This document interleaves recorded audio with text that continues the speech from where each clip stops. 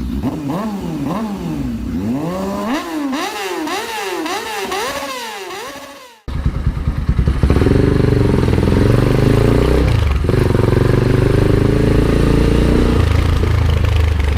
mga tol, welcome to my channel. This is Caro Moto Vlogs.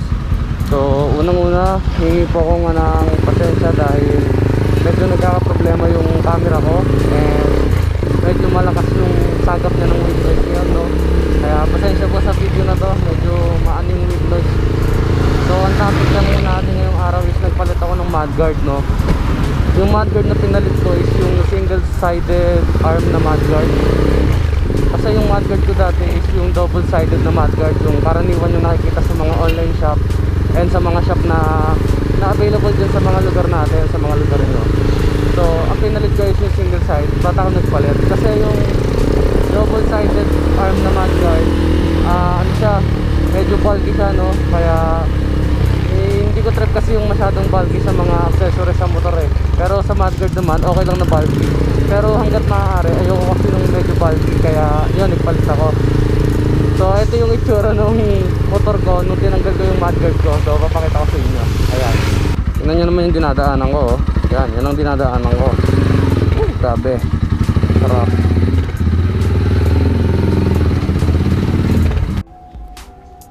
So makikita nyo ayun yung motor ko, no? Makikita nyo yung putik na yan, hanggang dito yan sa taillight, pinunasan ko na lang. Pati yung sa plaka ko meron, yung gulong, yung swing arm, yung, ayan yung sa chain guard, puro putik din siya. Yan yung epekto nung pagtatanggal ko ng stock mudguard, no? Hanggang dito sa kabila, wala, puro putik siya. So kung nakikita nyo, no, sobrang putik ng motor ko. As in, sobrang putik na hanggang sa underneath. So ako sa totoo lang, yung sa taillight nun, pinunasan ko na lang yon, pero sobrang daming putik nun. So yun, puro na naman ako.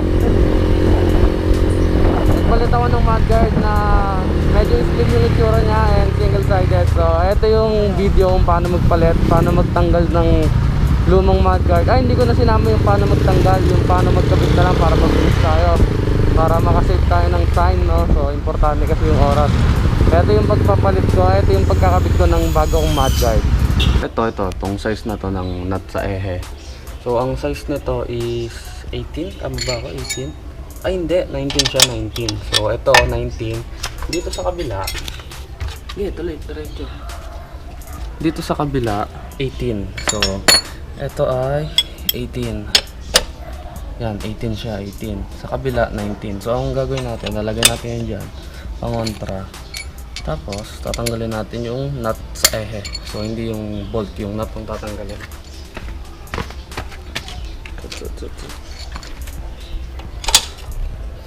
Pababa lang yan. Ay, sorry. Mali pala yan. Parang pango.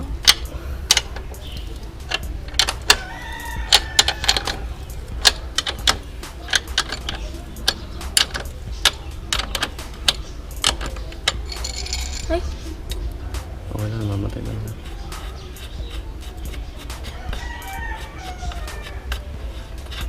Yan, tanggal nyo na. So, narinig nyo yung aeroplano na medyo maingay. Ito, tanggalin nyo to. Sa akin lang to, sa akin. Ganito yung ginawa ko sa akin. Kasi, pansinin nyo, pag pinatunog ko na ganyan, merong space. So, ang ginawa ko is tinanggal ko to, pinasok ko to, tapos pinatong ulit to. Yan, tapos dyan ko ilalagay yung ehe. So, ganyan yung sa akin. Hindi ko sinasabing kopyahin nyo yung ginawa ko, pero nasa sa inyo lang kung gusto nyo kopyahin.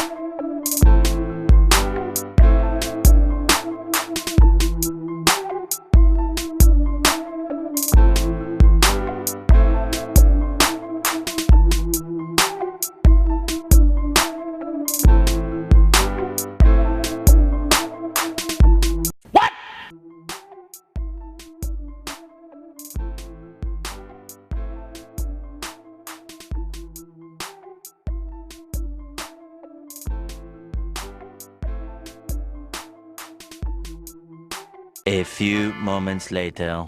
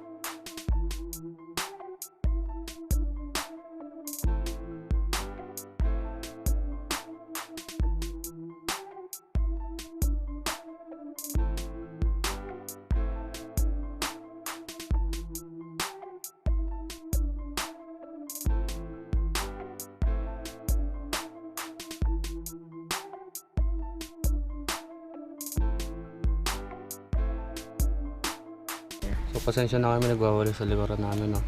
So hindi pwedeng ganito siya, hindi pala siya pwedeng ganito. Kasi tinan nyo, nakaliko. So wala tayong magagawa, una't mauuna pa rin to. Ganyan, tapos ganyan. Then yung tornilyo natin. So, kumbaga wala akong no choice, no? Kami ha!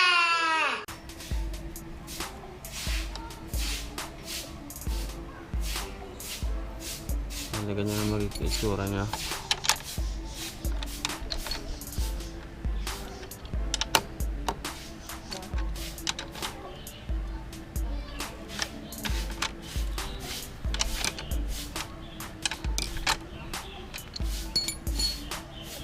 So yan, ganyan ang magiging itsura niya, no? Wala tayong magagawa, hindi pwedeng sa labas yun. So ganyan siya. Yan yung mudguard.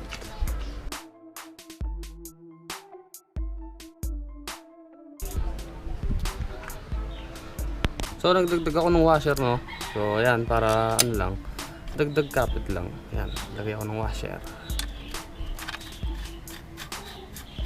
So halos wala nangyari sa washer ko, no? Sobrang liit lang din pala.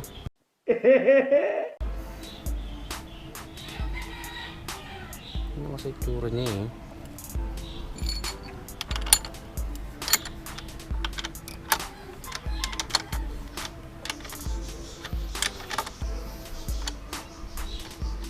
Perfect.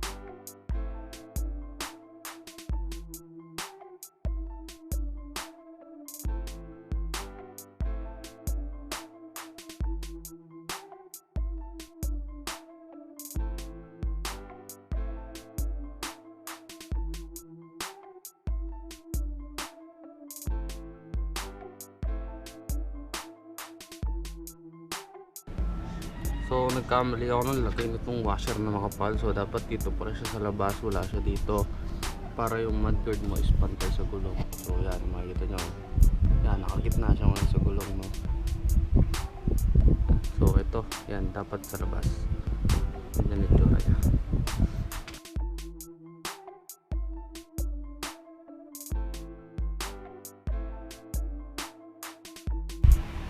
Game. Galing natin yan. Yeah! Ooh, satisfying. Okay, sir. Wait lang pa ako masira. Tagal. Makakasa na higit. Ooh, yeah. Tuntuan na naman yung girlfriend ko. So yun po, no, kung umabot ka support ng video na to, teka lang. Yun, maraming salamat kung manonood ka man ngayon. So napanood nyo yun nga yung pagkakabit ko. Malaki yung epekto niya, no. Medyo mas ano yung putek, medyo mas matalsek kumpara doon sa luma kong mad guys. Pero ang kapalit naman is mas trip yung itsura. So personal na ano ko lang naman to, kagustuhan, no.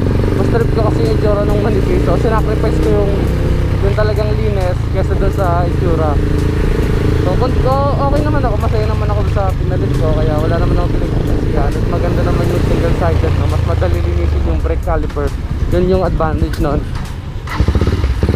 So namamatayan ako, no? Pati yung motor ko nagkakaproblema. Camera may problema, motor may problema. Gusto ko lahat na lang. Pero tuloy ang vlogging, no? So para sa inyo, para sa mga sumusuporta sa akin, magbablog ako kahit anong problema, may motor o wala.